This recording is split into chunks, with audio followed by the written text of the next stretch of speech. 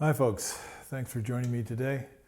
I'm going to challenge myself and look at another etude from the Charlier book. Many of you are familiar with this book, and most of us who have gone to conservatory and been classically trained have played from this book. So I'm going to do intervals, the thirds. There are several etudes in this book, as you may know, based on intervals. The thirds sounds like it should be pretty easy, but somehow I think being Charlier, it's not going to be all that easy. The title is Scherzando, and that, to me, that means playful. And then it kind of changes mood in the middle. So I'm going to go ahead and play it for you, and then we'll try and get some work done. So this is always a little reality check and practice session for me. So here we go.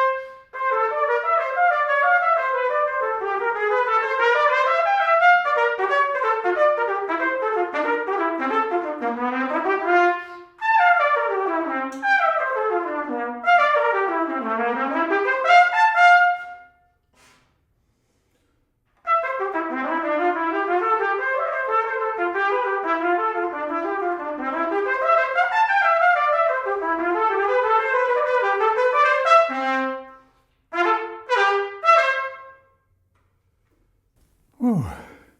These are always quite stimulating. For most of us, especially those of us who have played these before, we put in a lot of work in order to be able to bring it to a lesson and have it criticized by our teacher. But I look at these etudes in a completely different way. It's not so much a performance, although that's something that we're aiming for, we're preparing for sure.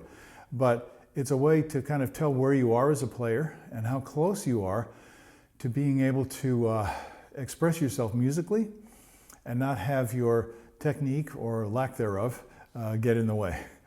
So that wasn't too bad. There were some things that I thought went pretty well, that I liked the result. It was what I was hearing coming out of the horn seemed to be what I was imagining musically, what I was intending to do, and that's the goal.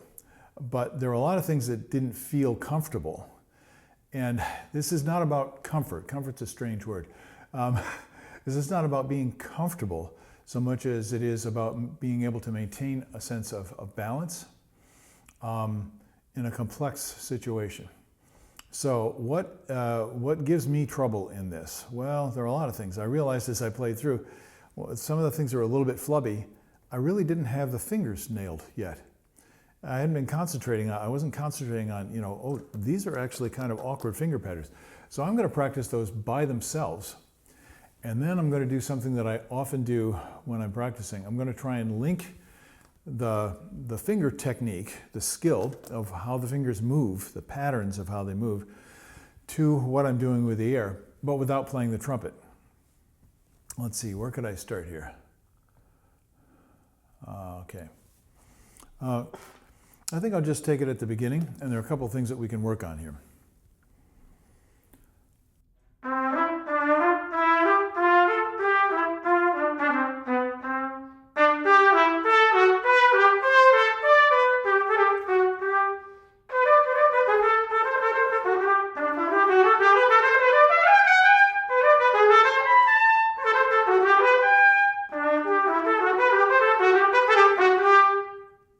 Now you heard me pause on those top notes. It's not written in the music. It could be an interpretation, but I was doing it for kind of an analytical reason. I'm going to exaggerate that and do it again. Just the starting on the last bar of the second line, a little bit slower.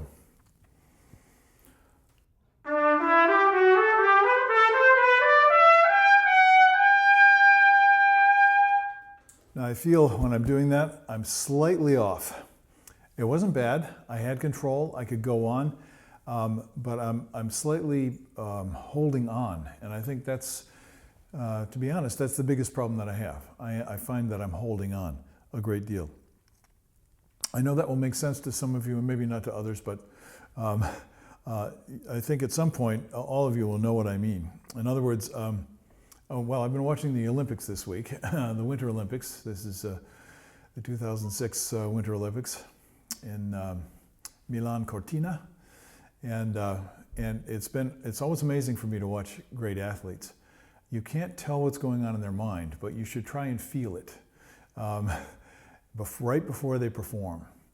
And there have been a lot of people really going for it. And in order to do that, you have to let go. If you let go too much, you lose control. And I'm a skier, so watching the downhill, the giant slalom, the Super G, it for me is I can actually physically feel it in my body. And this is something that you probably will notice when you play the trumpet. When you hear somebody play something, you feel it in your body the way you have experienced it. Whereas what I'm trying to do is get to the point where I don't feel awkward anymore, where it feels very, very fluid. It's not so much about just whether it sounds good to the audience. That of course is a primary goal.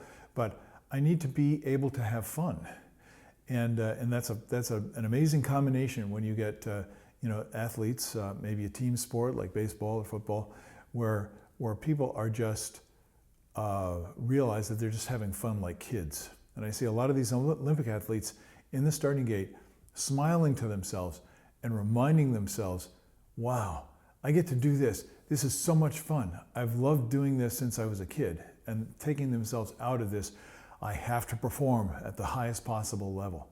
So there's a lesson for all of us in that. Okay, pardon my extra verbiage today.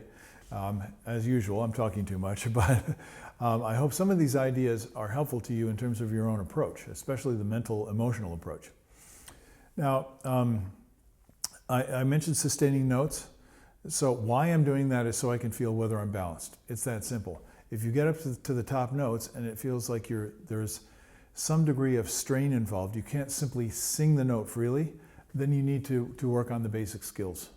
And the etudes are to tell you what you need to work on, basically. Right at the beginning, there's something interesting. We do it's like a lift. That's the way I look at it.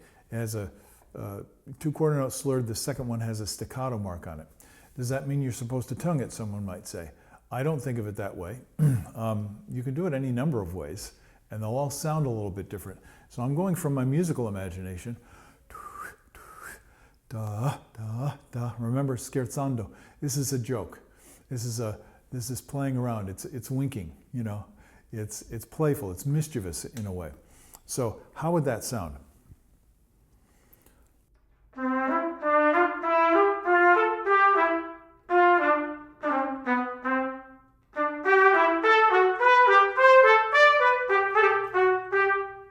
So to me, that's a very, very important thing to work on, because the natural tendency is to go da and stop the note either with your tongue or your throat, or hold the air back. So you're going da, da, da, da, holding it back with your blower, or holding it back with the throat or the lips or the tongue. And so that way it sounds very choppy. So what I want is that feeling that it releases into the air, that the sound continues to ring, that the note is almost like it's almost like an object, like a ball, that if I threw it, it keeps going. The sound of the release is when it leaves my hand, so to speak.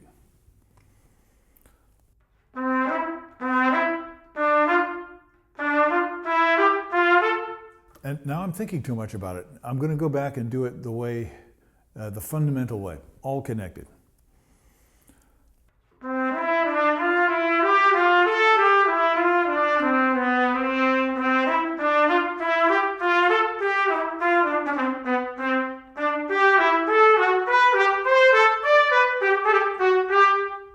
Now I'm getting a lot closer to what I want.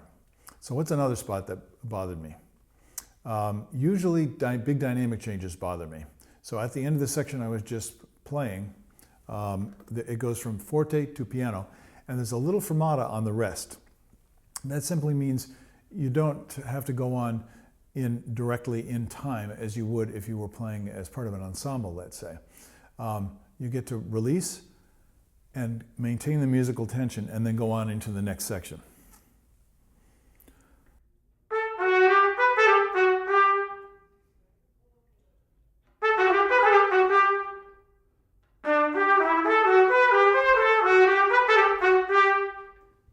Okay, I'm going to check something. This says 100 to the half note. And I think that's, I don't know whether I was playing anywhere close to that. Oh, pretty close. But now when I get to the eighth notes,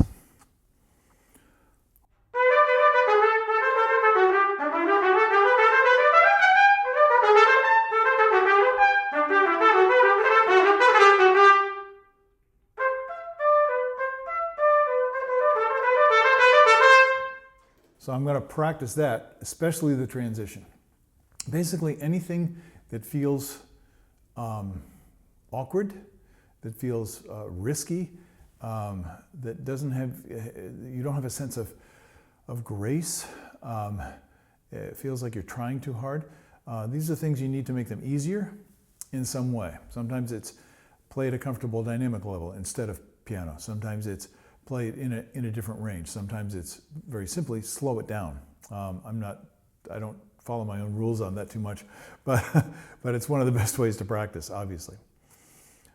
So there are a lot of things that are difficult in this, but one of the hardest spots for me is the Meno Mosso has a section where it says, first staccato simple, and then it says staccato binaire, and then it says staccato ternière. And what that means to me, I think what it means is simple tongue, single tongue, double tongue, triple tongue. But the speed is not necessarily where you'd be comfortable doing those things. So this is something that I learned from Mr. Herseth, is that there shouldn't be any break between single and multiple tonguing. So what you do is you practice your multiple tonguing so that it sounds like single tonguing if possible, and so that you can go smoothly back and forth regardless of the tempo. Now that's easy for me to talk about, but it takes a fair amount of work in order to get there. And to be honest, I'm still working on it. So I'm going to work on it now for you a little bit and see if you can pick this up. I'm going to knock the tempo back to about, I think, 82 feels comfortable to me.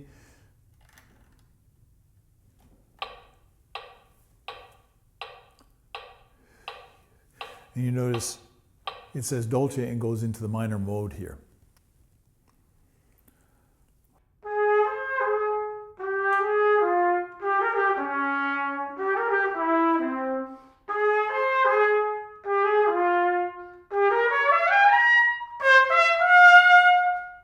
And then comes the multiple tongue. Single tongue first.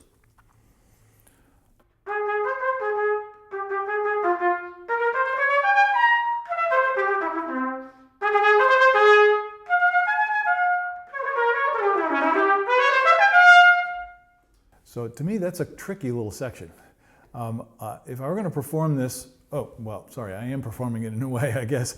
But if I were going to perform this or record it and try and do it where I could get all the music that I hear that touches me, that I hear coming out of the notation, out through my instrument, I would have to do a lot of work on this section. So it just became more consistent, and it became more, I had more facility so that it was easy to be expressive instead of just trying to get the notes to come out. So one of the things that I do in that context is I think, well, what do I want the articulation to sound like? So with the single tongue, it's staccato with what looks like a slur mark over it. What does that mean? I have to interpret that.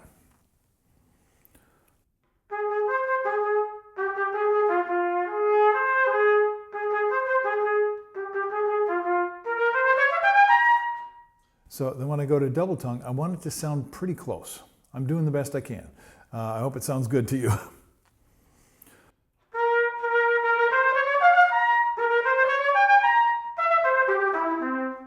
Isn't that interesting? As soon as I think about how I'm doing it, as soon as I put pressure on me to sound good, then I lose some of my skill. I'm still learning how to trust what I've trained my body to do, and to keep my attention on that. So how would one practice that? What I just did is I did sustaining sound, just slurring, and I'm thinking in shapes. I'm not just going ta and playing a straight line. I'm going.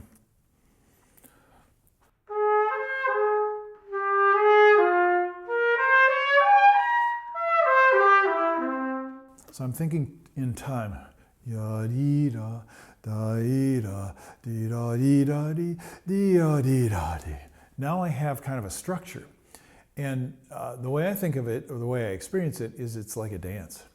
So that's fantastic. Now instead of thinking about ticka ticka ticka ticka ta, I'm just going with the flow of the dance.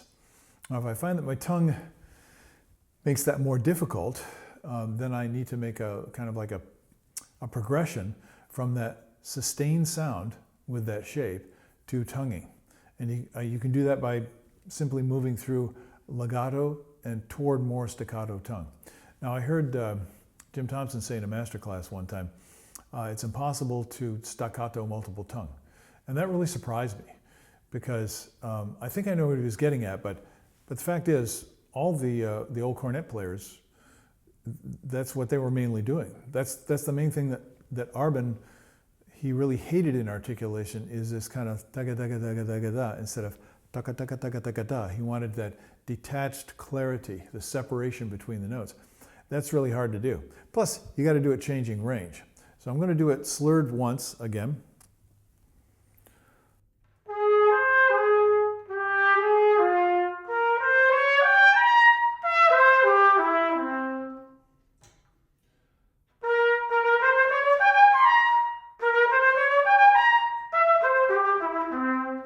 So I discovered something, and I want you to examine this in your own playing.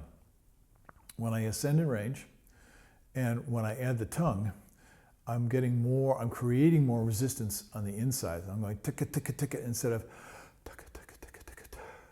So the lighter and the more precise and refined the coordination is in my tongue, just like what I did, ticka ticka ticka ticka ticka, the easier it is to play this. Now, I'm not saying it's you'll be able to do it instantaneously, even if you understand it. You have to let your body figure it out, and you have to be very kind of disciplined in your training in order to do this. So I actually start doing this tonguing legato first. In other words, I'm concentrating on sustaining sound. I'm going to start at the triple tongue because I've already spent way too much time on this, but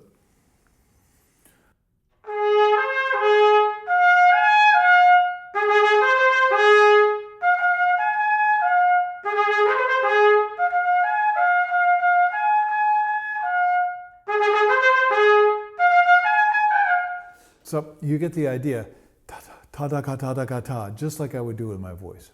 Now I know these things are challenging, but I mean, isn't that the fun?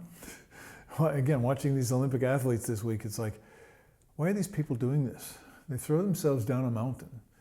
Almost all of them have been injured, sometimes severely. The woman who won the Super G, who got the gold medal, had been severely injured and taken a long, long time to come back from this severe injury. Every time she jumps through that starting gate, she's got a chance to get injured again. So the cool thing about what we do is we can get that same level of excitement, you know, of engagement without having to worry about breaking our bones. Now, you might get a fat lip, which is not a good idea, but you know, if you have some degree of common sense, hopefully you're not going to injure yourself. Okay, so I think I've given you a lot of stuff, and as is always the case, especially with these beautiful etudes, there's so much that can be said about the music and the techniques involved in it. But I think I mentioned the main things, and I hope that some of those things are helpful for you in your own work. So enjoy the process, even if you're frustrated by not getting the results. Just make it simpler until you can have success with something. Keep the beauty of your sound and play music. Play the dance. I'll see you next time you have some time to spend with me. And if you have extra time, go ahead and check out my channel. There's a ton of stuff on there. I'll see you later. Bye-bye.